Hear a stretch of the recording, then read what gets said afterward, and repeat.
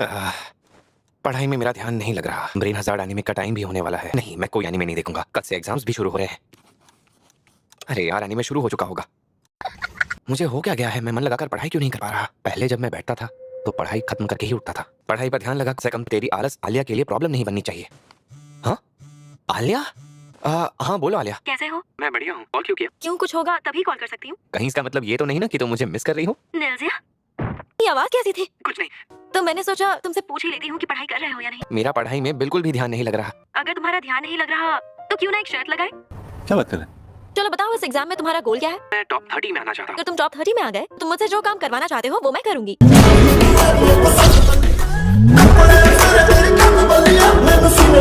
जो बोलूंगा वो करोगी? अगर करने लायक रहा तो हाँ, और अगर मैं गोल अचीव नहीं कर पाया तो? फिर तुम्हें मेरा ही काम करना होगा। अच्छा, ये मौका तो मैं नहीं गवा सकता। क्या कहा तुमने? नहीं कुछ नहीं, मैं कह रहा था मैं बिल्कुल हार नहीं सकता। क्या पता तुम मुझे कौन सा ऊट-पटांग काम दे दो।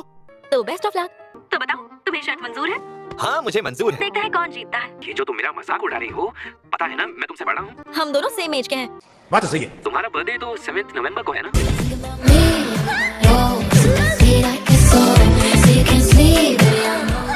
तुम्हें कैसे पता? मैंने अपना बर्थडे इंट्रोडक्शन के समय बताया था। मेरा बर्थडे 9 अप्रैल को था। खैर छोड़ो, शर्त के लिए शुक्रिया आलिया। उसे कैसे पता चला कि मेरा पढ़ाई में ध्यान नहीं लग रहा? बात तो सही है। हमारे दिमाग के तार आपस में जुड़े हुए हैं क्या? मैंने तो इसलिए कॉल किया था क्योंकि मैं हॉरर शो देखकर डर गई थी। फिर उसने ऐसा क्यों किया? उसने मुझे अपना बर्थडे पहले क्यों नहीं बताया? उसने तो कहा था ना कि हम फ्रेंड्स हैं। तुम कितने बेवकूफ हो कुसे। मेरी एग्जाम काफी अच्छी गई आलिया। मेरी भी अच्छी गई। स्कूल के बाद तुम्हारा कोई प्लान है क्या? नहीं। तो साथ में वॉक करते हुए घर चले, क्लोजिंग सेरेमनी के बारे में भी डिस्कस कर लेंगे। अच्छा, हाँ ठीक है। उस रात के फोन कॉल के बाद से आलिया ने एक बार भी रशियन में फ्लर्ट नहीं किया है। क्या बात कर रहे हैं? अच्छा वैसे तुम क्लोजिंग सेरेमनी की स्पीच पर बात करना चाहते थे ना?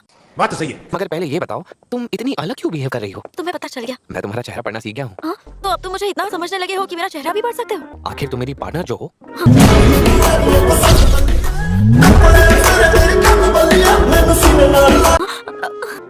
तो फिर तुमने मुझे इतनी परवाह है तो तुमने मुझे अपने बर्थडे पर इनवाइट क्यों नहीं किया? पर मैंने तो कोई पार्टी भी नहीं रखी थी। बात तो सही है। तुमने पार्टी नहीं की थी? झूठ बोल रहे हो मुझसे। अब मैं समझा। रशिया में हर कोई अपना बर्थडे पार्टी रखता है क्या? जापान में ऐसा नहीं होता है क्या? स्कूल के बाद मैंने कभी अपना बर्थडे नहीं मनाया। तो तुम मेरे साथ मेरा बर्थडे मनाना चाहती थी, इसलिए तुम्हें बुरा लगा? बात तो सही है। रशिया में अगर कोई किसी को बर्थडे पर नहीं बुलाता तो उससे दूर रहना चाहता है। गुस्सा क्यों होती हो? इस मसले को सुलझा देते हैं। अब क्या सुलझाओगे? तो फिर चलो एक साथ सेलिब्रेट करते हैं। क्या बात कर रहे हैं? मैं तुम्हारे साथ अपनी दोस्ती बरकरार रखना चाहता हूँ। मैं तुम्हें अपनी बर्थडे पार्टी पर इनवाइट करने वाला हूँ। आना होगा वरना मुझे बुरा लगेगा। हाँ देखते हैं। कूजे? हाँ? सॉरी, आने में देर हो गई।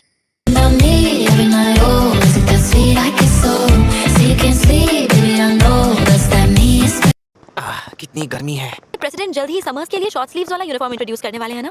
बात तो सही है। करने वाले तो हैं। सब लोग आलिया को ही घूर रहे हैं। क्या हुआ? इधर उधर के सब लोग तुम्हें ही देख रहे हैं। तुम उन पर ध्यान मत दो। जब तुम अकेली होती होगी तब लड़के तुम पर लाइन मारते होंगे ना? बात तो सही है। हाँ, लाइन भी मारते हैं और कभी कभी मुझे प्रपोज भी करते हैं। तो तुम उनसे कैसे डील करती हो? कुछ नहीं। तो अच्छा है। मुझे लगा कहीं ये लड़कों को चिल्लाकर या मारकर तो नहीं भगाती।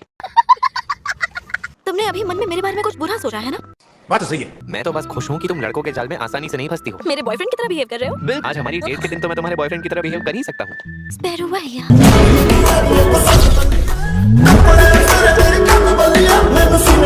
का मतलब है ये मेरे साथ इसकी पहली डेट है। क्या ये वो जगह है? हाँ, आलिया को ये जगह पसंद आएगी। ये ये जगह। जगह तो कमाल की। पहले भी यहाँ अपनी फैमिली के साथ आई हूँ। अरे वाह क्या बात है। तो मैं तुम्हें बता देता हूँ कि क्लोजिंग सेरेमनी में क्या क्या होता है। सबसे पहले प्रेसिडेंशियल कैंडिडेट्स अपनी मोटिवेशन बारे में बात करते हैं। इस इवेंट में कोई फॉर्मल वोटिंग नहीं होती है, मगर वोटिंग जैसा ही कुछ होता है। ऑडियंस में लोग सिर्फ उस पैर के लिए तालियां बजाते हैं जिन्हें वो जिताना चाहते हैं। क्या बात कर रहे हैं? कुछ कैंडिडेट्स को ऑडियंस की साइलेंस का भी सामना करना पड़ेगा। कितना बुरा लगेगा। बात तो सही है। जहाँ अभी हम खड़े हैं मुझे नहीं लगता हमें यूकी जैसा रिएक्शन मिल सकता है। उसे हराने की कोशिश नहीं करनी चाहिए। पर मुझे नहीं लगता ये सही रहेगा।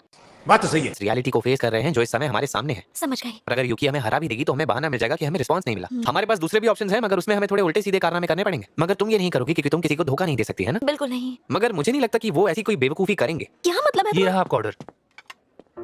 उम्मीद करता हूँ आप लोगों को वीडियो अच्छी लगी। नेक्स्ट पार्ट के लिए कमेंट करो।